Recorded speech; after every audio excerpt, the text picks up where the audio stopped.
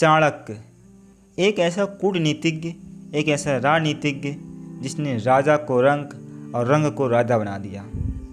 तो दोस्तों, आज मैं उन्हीं के विषय में बात करने वाला हूँ, लेकिन आपसे निवेदन है कि आगे बढ़ने से पहले आप चैनल सब्सक्राइब कर लें ताकि आने वाली हर वीडियो आप तक सबसे पहले पहुँचे।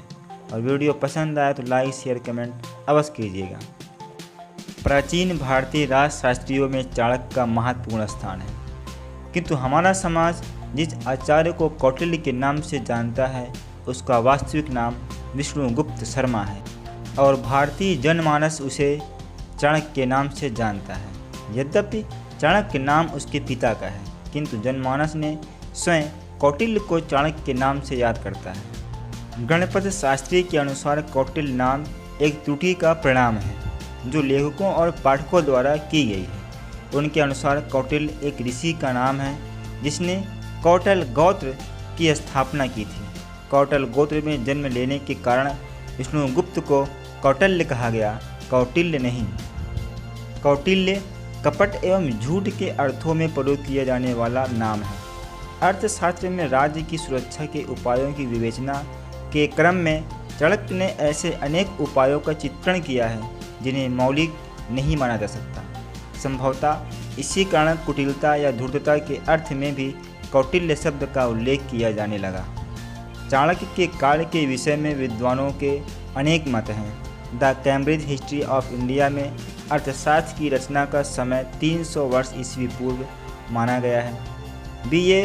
सोलेटोर ने चाणक्य के काल को अर्थशास्त्र की रचना काल को 400 से 300 ईस्वी पूर्व माना है। चाणक्य के जन्म के स्थान के संबंध में भी विद्वानों का एक मत नहीं है। वैसे बौद्ध ग्रंथों में कौटिल्य का जन्म स्थान तक्षशिला माना जाता है, जबकि जैन ग्रंथों में कौटिल्य का जन्म स्थान अवणवेई मैसूर राज्य का गोल प्रदेश माना जाता है। कुछ ने नेपाल के तराई इलाके को चाणक्य का जन्म स्थान माना है। कौटिल्य ने एक शिक्षक के रूप में तथा शस्त्र और शास्त्र के ज्ञाता के रूप में अच्छी ख्याति अर्जित की थी। कहा जाता है कि उस समय कोई ऐसा शासक नहीं था जो इनकी नीति से प्रभावित न हुआ हो। कौटिल्य को एक दृढ़ निश्चयी तथा अद्भुत इच्छा शक्ति के विद्वान के रूप में जाना जाता है। उनकी इस ख्याति के साथ ही एक घटना जुड़ी हुई है। कहते हैं मगध के महाराजा नंद थे जो अपने मंत्री सकटार को श्राद्ध के लिए ब्राह्मणों को एकत्र करने के लिए कहा। सकटार राजा द्वारा पूर्व में किए गए किसी अपमान से पीड़ित था, अतः वह एक ऐसे क्रोधित ब्राह्मण की तलाश में था जो श्राद्ध में उपस्थित होकर राजा को अपने ब्रह्म तेज से भस्म कर दे। खोज करते हुए उसने एक कुरूप कृष्णकाय ब्राह्मण को देखा जो किसी जंगल में कांटेदार झाड़ियों को काट रहा था और उनकी जड़ों में खट्टा दही डाल रहा था। सकटार द्वारा पूछे जाने पर ब्राह्मण ने कहा कि इन झाड़ियों के कांटों के चुभने से मेरे पिता का देहांत हुआ, अतः मैं इन्हें पूरी तरह खत्म करना चाहता हूँ। इस क्रोधी ब्राह्मण को सकटार ने अपने कार्य के योग्य ब्राह्मण माना और उससे महाराजा नंद द्वारा आयोजित ब्रह्मभोज में उपस्थित होने का निमंत्रण दिया। उस ब्राह्मण ने मंत्री जी के इस निमंत्रण को सहर्ष स्वीकार कर लिया।